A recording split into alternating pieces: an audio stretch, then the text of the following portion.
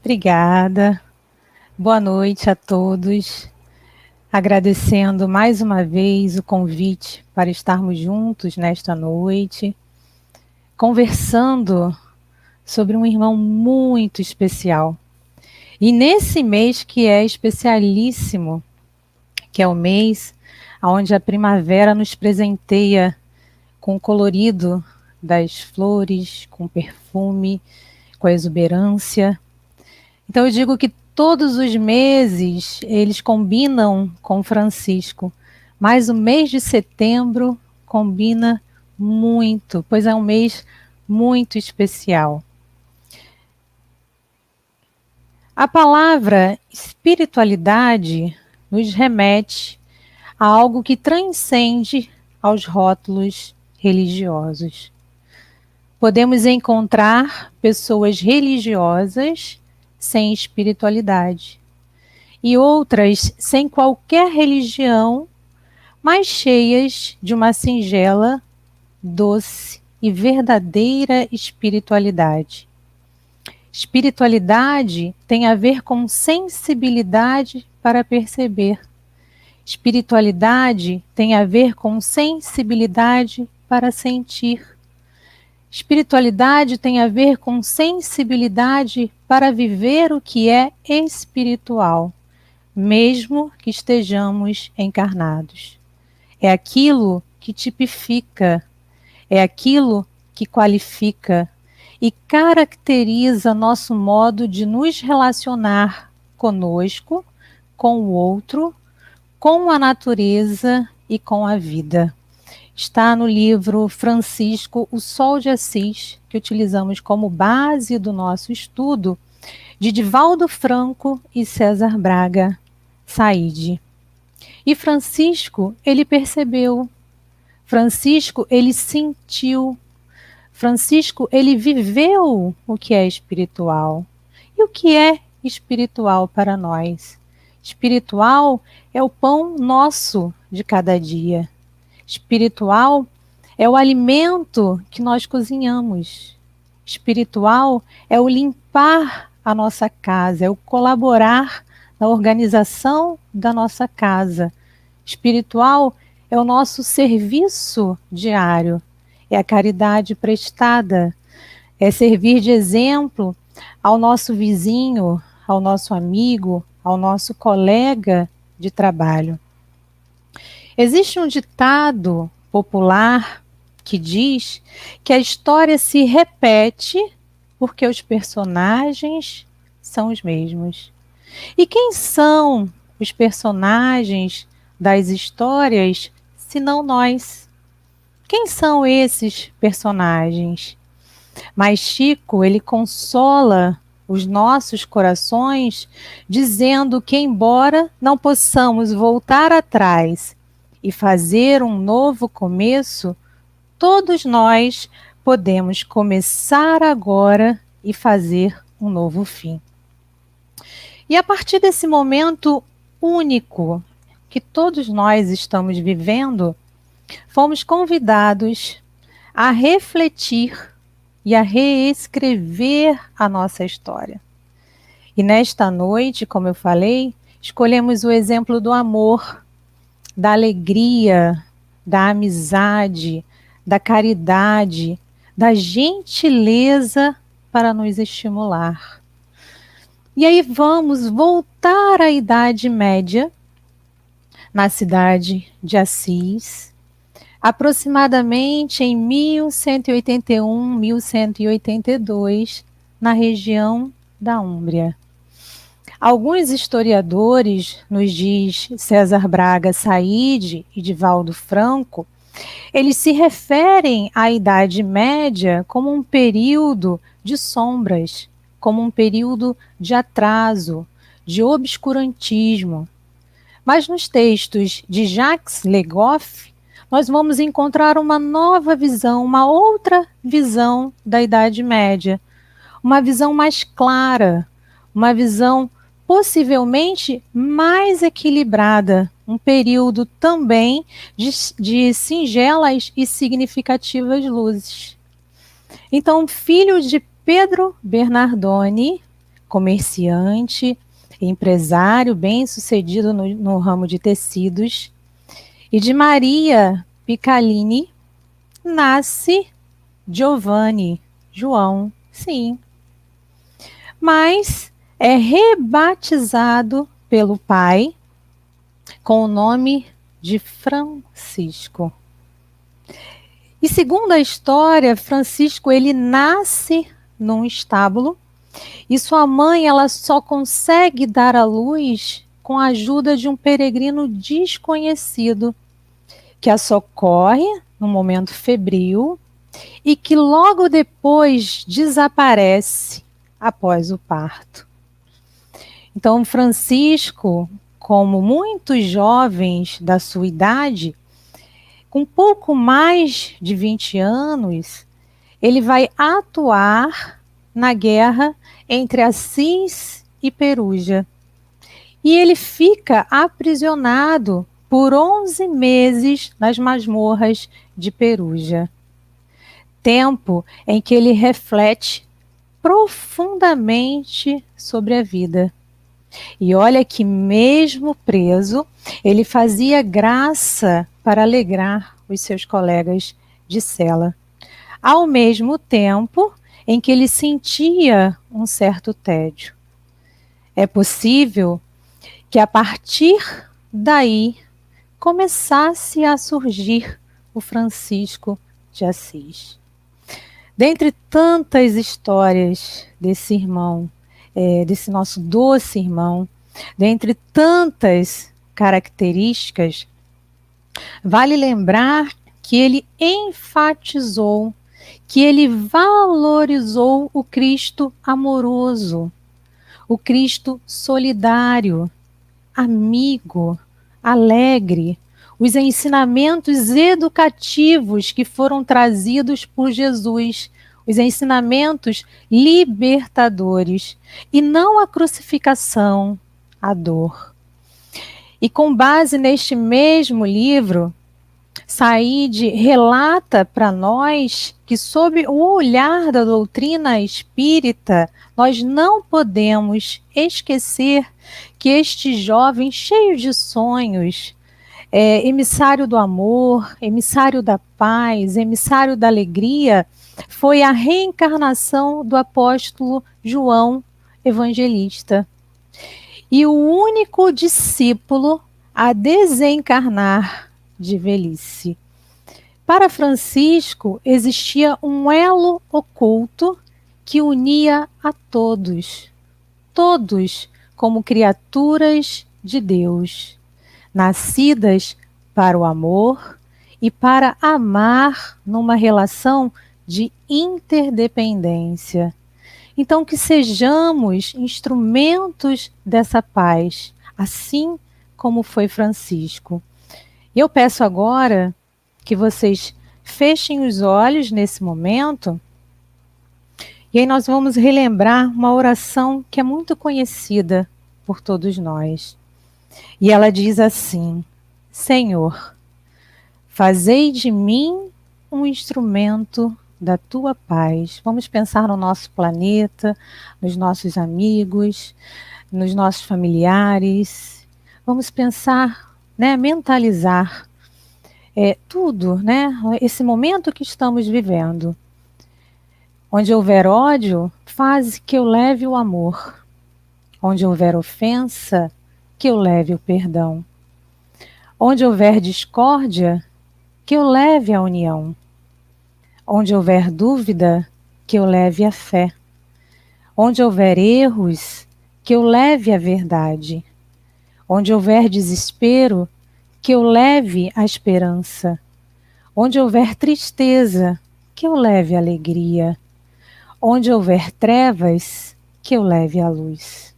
Ó Mestre, fazei que eu procure mais consolar que ser consolado, compreender que ser compreendido, amar que ser amado, pois é dando que se recebe, é perdoando que se é perdoado, e é morrendo que se vive para a vida eterna. Podemos abrir os nossos olhos, essa oração tão conhecida, né, por todos nós. Curiosamente, não há registro, né, um registro oficial de que esta oração tenha sido criada por Francisco. Mas toda a sua essência, toda, ela vai justamente corresponder com o que foi vivido e com o que foi pregado pelo nosso irmão. Mas então, qual seria a origem desta oração? Ela aparecerá pela primeira vez em 1913, numa revista francesa na Normandia. Mas somente se tornará conhecida em 1916, quando um jornal do Vaticano, Osservatore Romano, a publica com o objetivo de evocar a paz, de pedir a paz naqueles tempos tão difíceis. E aí, muito interessante que logo depois, um franciscano da Ordem Terceira publica um folheto contendo, de um lado, a oração da paz. Do outro lado, a oração, de um lado, a oração da paz e do outro lado, a imagem de São Francisco de Assis.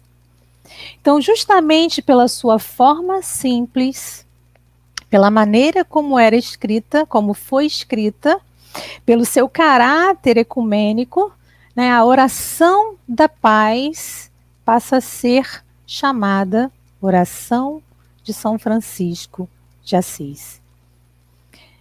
E é interessante porque informam para nós, alguns biógrafos, que Francisco ele era uma figura tão conhecida e tão respeitada que a sua oração ela era recitada por crianças budistas no Japão, por monges taoístas no Tibete, por muçulmanos no Cairo, por babalorixás em Angola e por católicos em Roma. Então, além de muito humano, Francisco, ele era humorista. E mesmo diante dos momentos mais difíceis, ele espalhava alegria e bom humor. Então, São Francisco de Assis, ele faz do riso um ideal de espiritualidade e um comportamento típico da piedade franciscana. Francisco diz, é muito interessante, que um santo triste é um triste santo. E dentre tantas categorias, dentre tantas características desse irmão, nós vamos destacar algumas e vamos falar brevemente de algumas delas. Então, São Francisco, ele era misericordioso, ele era compassivo, ele era cortês. E apesar de serem e se vestirem de forma muito simples, de forma muito modesta, eles encantavam as pessoas, porque eles eram extremamente educados, eles eram finos, eles eram amáveis, eles eram gentis. E São Francisco pedia para que os seus irmãos agissem assim, dessa forma, porque ele entendia que Deus, ele age e agia dessa forma também conosco, nos presenteando com o sol, nessa estação com as flores belíssimas dos ipês, temos vários aqui nessa região, né, nos presenteando com a chuva, com o ar que não nos damos conta muitas vezes, porque são movimentos muito automáticos, né? Então ele pedia que eles agissem assim, porque independente das nossas imperfeições, dos nossos defeitos, dos nossos equívocos, Deus nos presenteava com tudo isso. Então, a providência divina é a própria expressão da cortesia. Então, misericordioso, compassivo, cortês, irmão. Como eu disse, para Francisco existia um elo oculto que unia todas as criaturas, criaturas de Deus, nascidos para o amor e para amar nessa relação de interdependência. Para ele existia uma fraternidade universal, onde todos nós somos irmãos. E como ele se dirigia à natureza? Ao sol como irmão sol, à lua como irmã lua, ao vento como irmão vento, à morte como irmã morte, à dor como irmã dor. Só que dentre tantas características de São Francisco, nós vamos destacar uma que é muito especial, que é a alegria. E aí eu convido a vocês, eu faço o primeiro convite a vocês nesta noite, que ao terminarmos, né, o nosso bate-papo, a nossa conversa, que vocês observem a fisionomia de vocês diante do espelho, frente a um espelho. Observem como ela muda quando nós sorrimos. Quantos músculos nós movimentamos, quantas enzimas elas são liberadas quando nós sorrimos. Mas o que é ser alegre? Será que ser alegre é ser isento de problemas, de dor, de dificuldades, de preocupações? Não. Nos diz Divaldo e César Braga que ser alegre não significa não ter problemas, não experimentar dores, não ter contas para pagar e uma família para prover. Vivendo sem conflitos com os outros e conosco.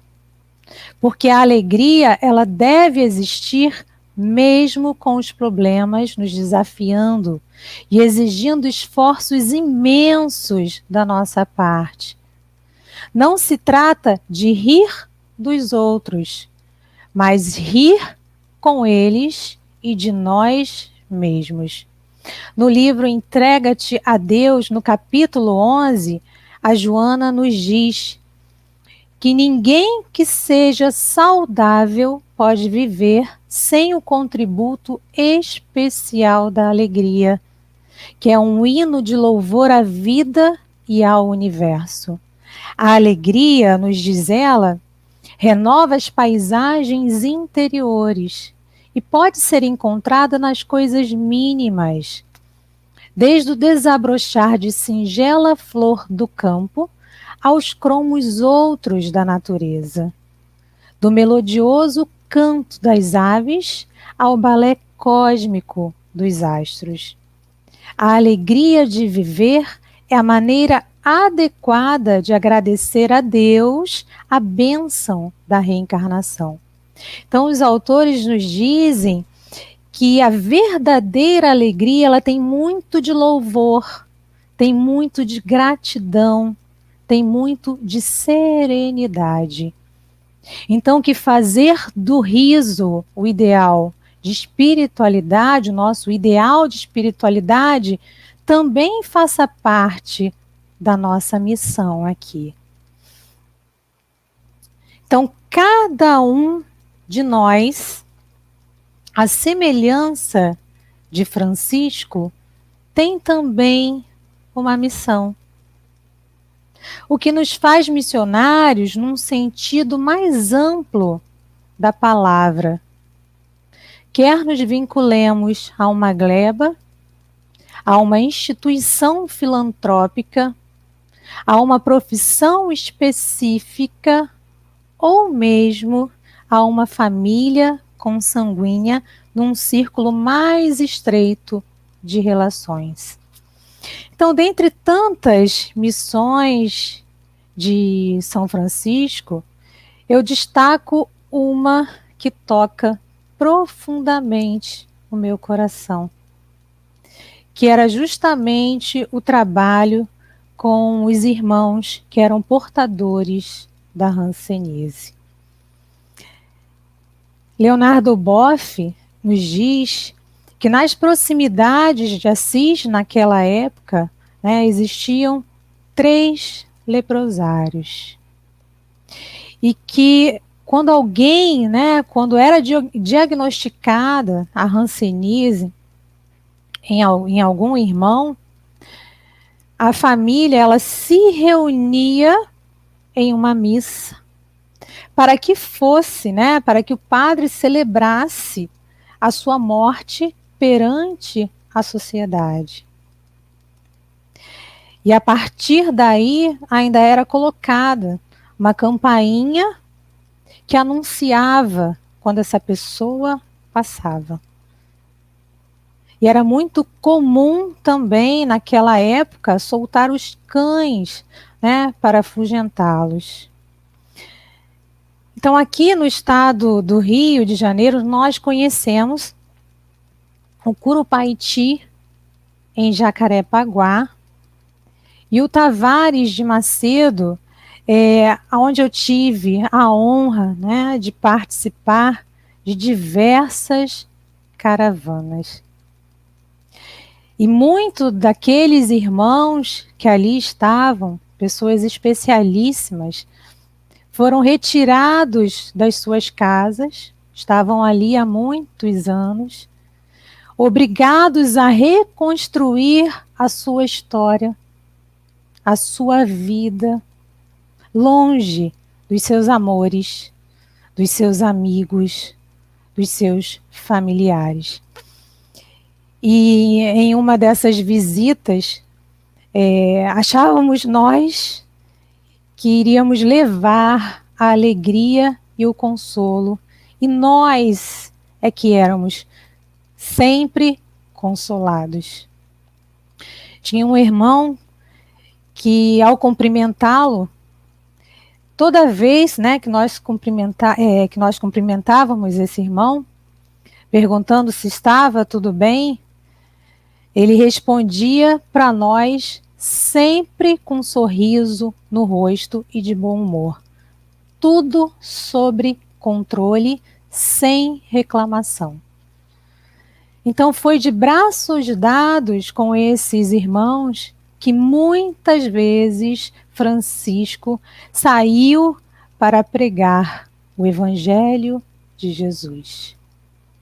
Muitas vezes. Então que possamos descobrir nesta noite qual é a nossa missão. Será que a nossa missão é cuidar da nossa família? Sim. Será que a nossa missão é varrer a casa espírita? Encher os copinhos com água para o passe? Será que a nossa missão é costurar roupinhas para compor os enxovais para os bebês? Será que a nossa missão é cantar num coral? É lavar as latas de sopa, Então que possamos nós descobrir qual é a nossa missão.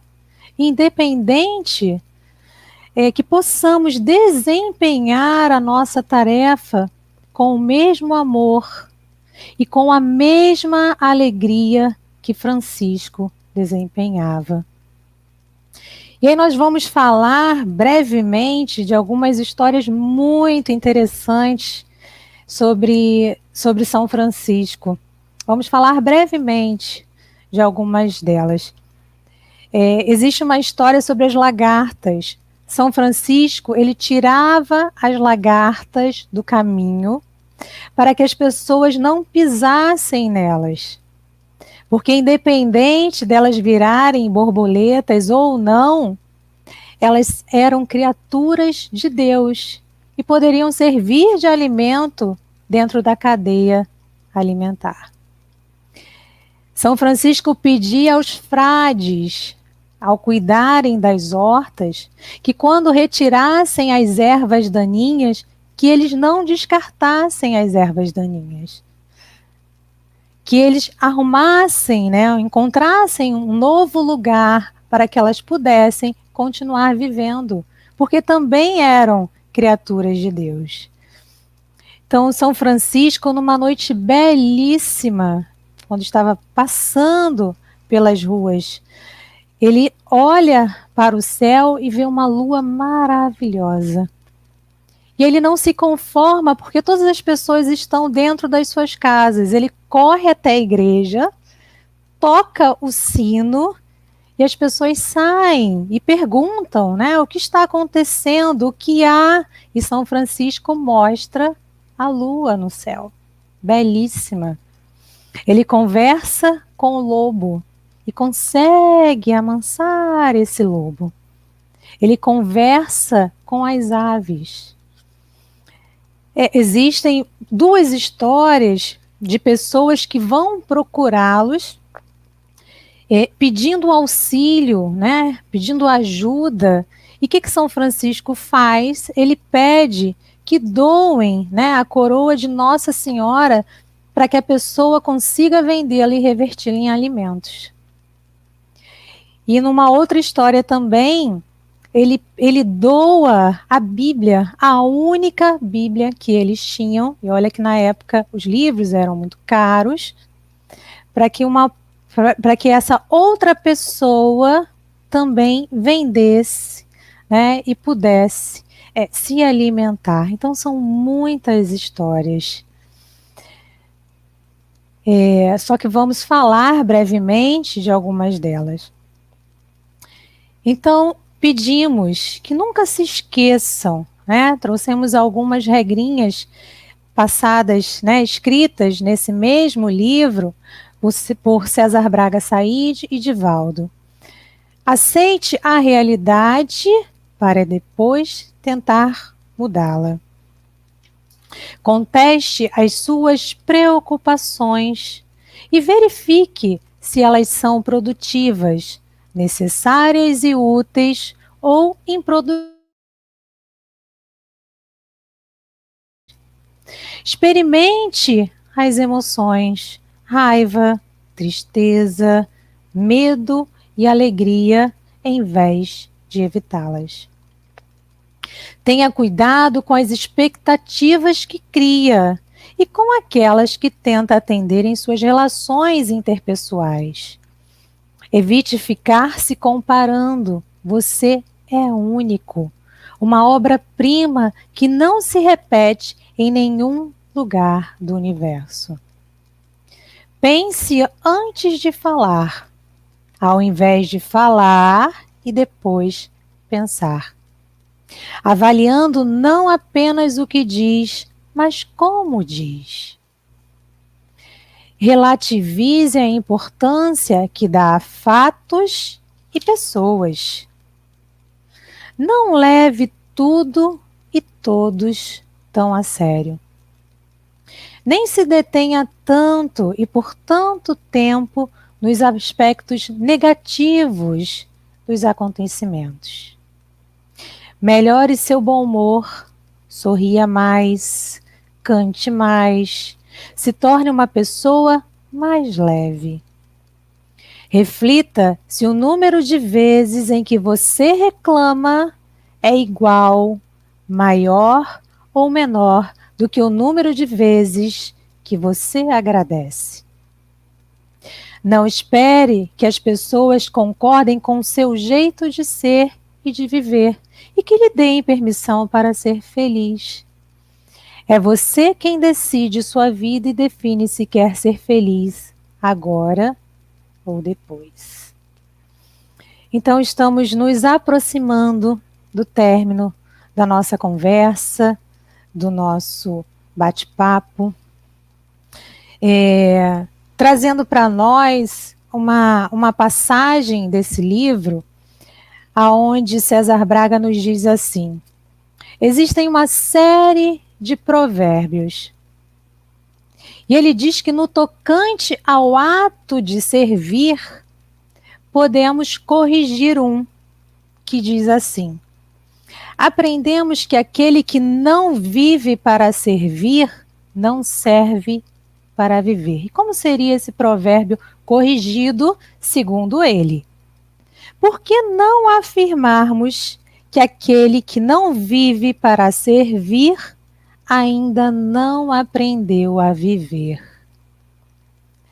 Então, esperamos sinceramente, nesta noite tão especial, que algo de Francisco tenha ficado em nossos corações. O seu exemplo de amor, o seu exemplo de alegria, o seu exemplo de gentileza, de amizade, de caridade. Então esperamos sinceramente que algo de Francisco tenha ficado em nós. E fica aqui mais um convite nesta noite. Que nós nos sintamos estimulados a fazer algo em prol de nós mesmos, em prol do outro, do próximo, em prol da natureza e do mundo. Por quê? Ele nos diz: comece fazendo o que é necessário, depois o que é possível, e de repente você estará fazendo o impossível. O Senhor te dê a paz, ou paz e bem. Saudações franciscanas que eu desejo a vocês sinceramente nesta noite. Muito obrigada a todos.